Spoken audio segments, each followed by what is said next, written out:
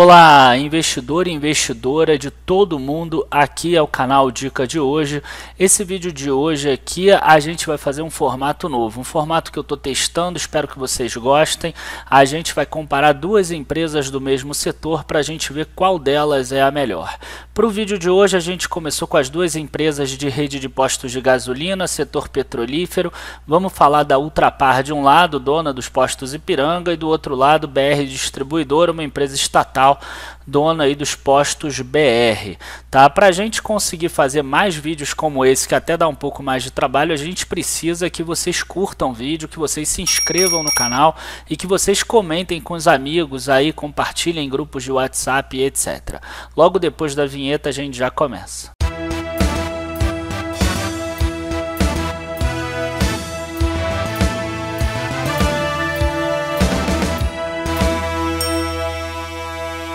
Bom, gente, então para a gente não perder tempo, a gente já está aqui no primeiro slide. Hoje é o Dica de Hoje combate Ultrapar versus BR Distribuidora.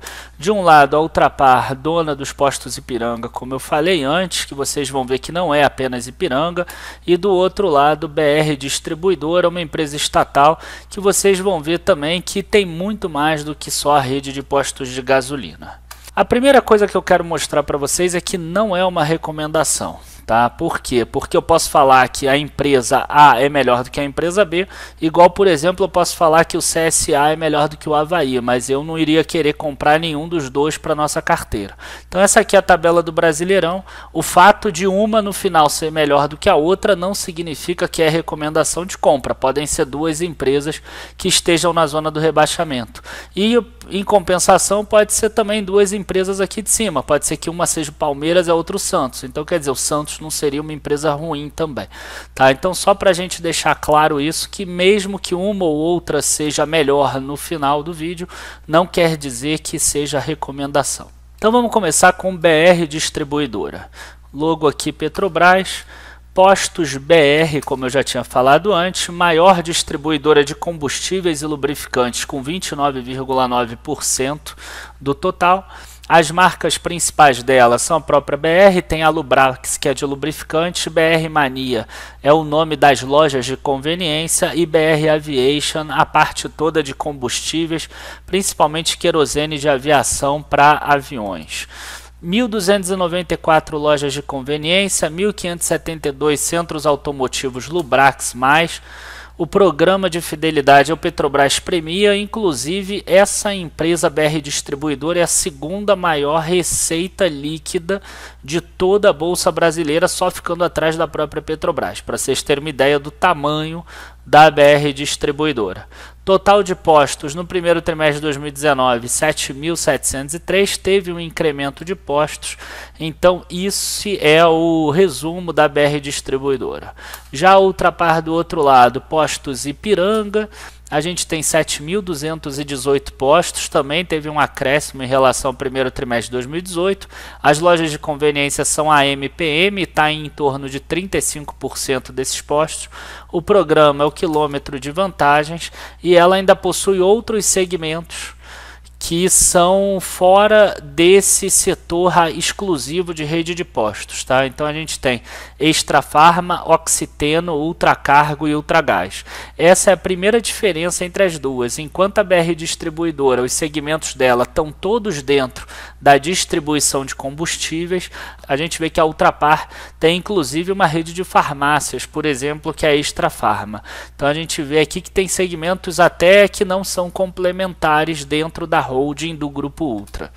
76% do EBITDA é do próprio posto Ipiranga, então a gente vai se basear nele, até porque é isso que a gente quer comparar com a BR Distribuidora. Fazendo uma comparação ruim, seria igual a gente mostrar que a Itaúsa é grande parte o Banco Itaú, então a gente usar a Itaúsa para comparar talvez com outros bancos. Então BR Distribuidora, voltando para ela, a parte operacional e financeira.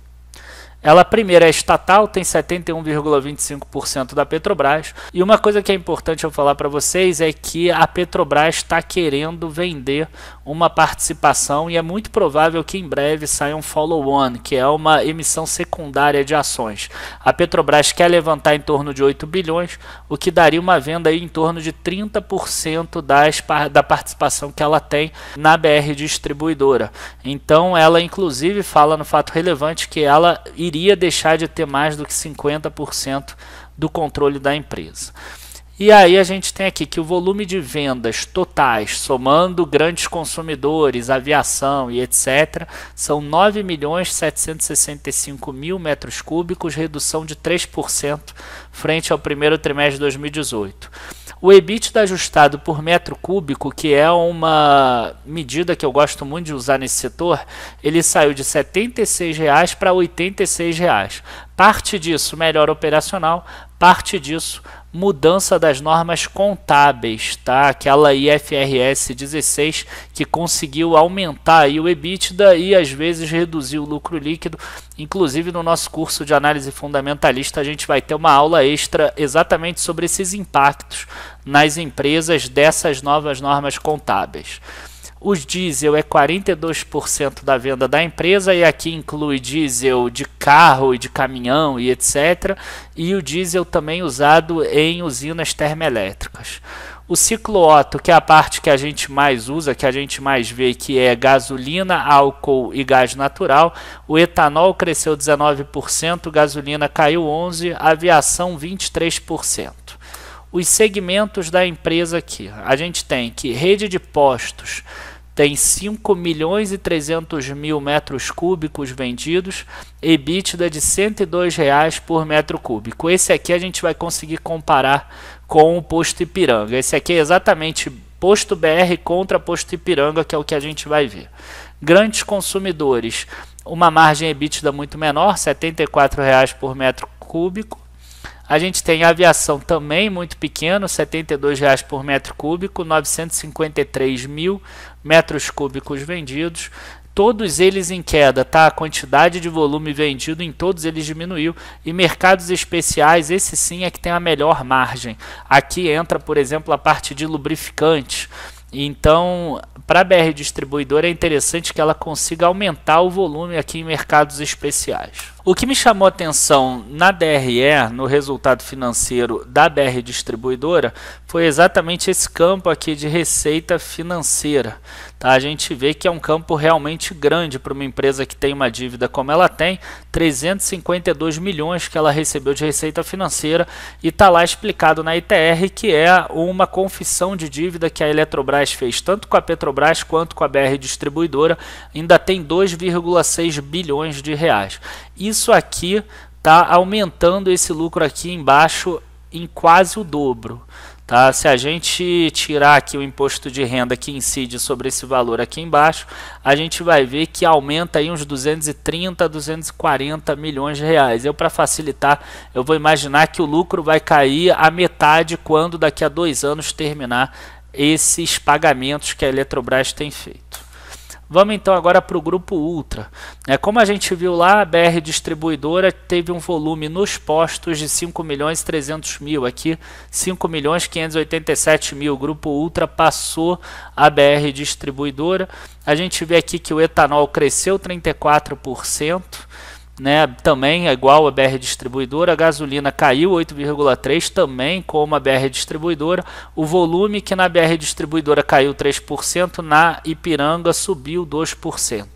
E quando a gente pega esse EBITDA aqui da empresa de 594 milhões, divide por a quantidade aqui de volume vendido, a gente chega a R$ 106 por metro cúbico, que é melhor do que aqueles R$ 102, mas a gente percebe que mesmo a empresa sendo estatal, ela não tem um resultado tão diferente assim de uma empresa privada. Os outros segmentos da Ultrapar, a gente vê aqui que a Ipiranga, 593 milhões. Estou usando pós-ajustes porque agora a nova norma contábil exige isso, é o IFRS 16.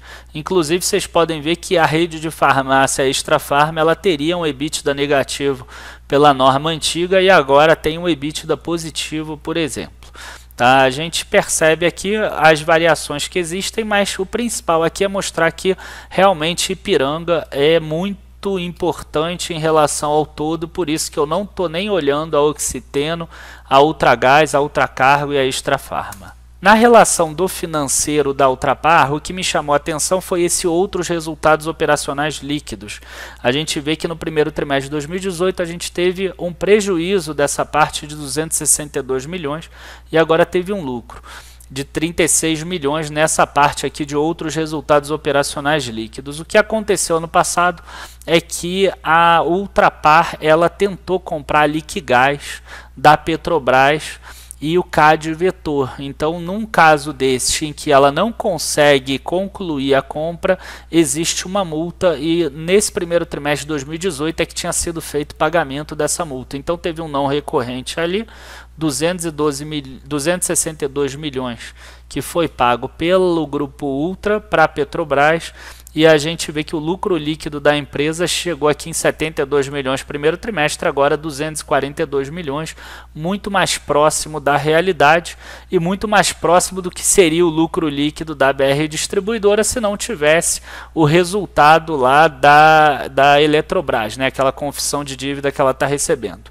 Outra coisa que é interessante que eu acabei não citando na BR Distribuidora é que eles trabalham com uma margem muito pequena. A gente vê aqui a receita líquida de 20 bilhões, o lucro bruto vira 1 bilhão e 400, quer dizer 6, 7% aqui, e o lucro líquido é 1% do total. Então isso é outra coisa que a gente precisa entender. Se a empresa tiver qualquer probleminha, que a margem caia 1%, por exemplo, vai embora o lucro inteiro. Em compensação, se tiver um ganho de 1%, você dobra o lucro. E finalmente a comparação de múltiplos, né, que é aquilo que eu gosto. A gente vê que a BR Distribuidora está realmente na metade do preço sobre lucro, porque ela está com lucro que é o dobro, né, que está expandido por causa daquela confissão de dívida. Se a empresa não tivesse recebendo aquela confissão de dívida, o preço sobre lucro estaria igual das duas. Preço sobre valor patrimonial está com ágio aqui na BR Distribuidora maior do que o da Ultrapar. Tá, a gente vê aqui que o retorno sobre patrimônio líquido está grande também porque o lucro está grande. Reduzindo o lucro, isso aqui cairia para 13%. A margem bruta 6,1 contra 6,7, quer dizer, o negócio da Ultrapar aqui é um pouco melhor gerido. A margem líquida aqui é maior também porque o lucro está aumentado. Tá? Se o lucro fosse a metade, aqui seria 16,8, aqui seria 17, 16, aqui seria 1,7. Tá? EV sobre EBIT também está aumentado ali por causa da história do lucro. Tá? E acaba entrando no valor de mercado isso. E aí a mesma coisa aqui, o dividendo acaba ficando maior também, mas mesmo assim, como ela paga 90% do lucro, ela teria aqui 5,4%, 5,5% sem isso. A minha visão é a seguinte, a minha visão é que quando a gente tem uma empresa estatal de um lado e uma empresa que não é estatal do outro, e que uma delas ainda tem um EBITDA melhor, né? A gente viu que é R$106 por metro cúbico contra 102, essa que é privada, ela deveria ter um ágio frente à outra. E o que a gente viu aqui é exatamente o contrário. E por que está acontecendo hoje o contrário? Porque está no preço esses 2,6 bilhões que a empresa está para receber da própria Eletrobras. Então você teria que abater esses 2,6 bilhões, né, que a gente deve receber e deve ser pago o dividendo, igual foi nesse outro período. A gente tem uma empresa que está pagando muito dividendo por causa disso, que é a BR Distribuidora, então elas ficam equiparadas. Quando a gente olha apenas fundamentos, a gente vê que elas estão parecidas. Um ganho da Ultrapar, porque ela está melhorando o volume vendido, enquanto a BR Distribuidora está diminuindo, mas na minha visão ainda seria a Ultrapar melhor do que a BR Distribuidora nesse caso, embora nos próximos 1 ou 2 anos a BR Distribuidora pague muito dividendo. Então se você está interessado em dividendos, às vezes é uma boa opção para esses próximos 1 ou 2 anos, tá, gente? Lembrando que não são recomendações, como eu citei no início, o exemplo lá da tabela do Campeonato Brasileiro. Espero que vocês tenham gostado desse modelo de vídeo. Curtam o vídeo, se inscrevam no canal, dependendo da quantidade de curtidas, de comentários, de compartilhamentos, de visualização, etc. Eu vou fazer outros vídeos desse. Tá? Se eu ver que não caiu na graça aí da galera, beleza, tudo bem, a gente não faz mais. Muito obrigado a todos. Não se esqueçam de se inscrever para ver as duas análises, aí sim, análises muito mais completas, de duas empresas que estão aqui no link da descrição do vídeo e que elas vão sair do ar em breve. Então, cliquem ali embaixo, já façam a inscrição no site para você receber gratuitamente a análise dessas duas empresas. Enfim, pessoal, abraços a todos, bons investimentos e até a próxima. Tchau, tchau.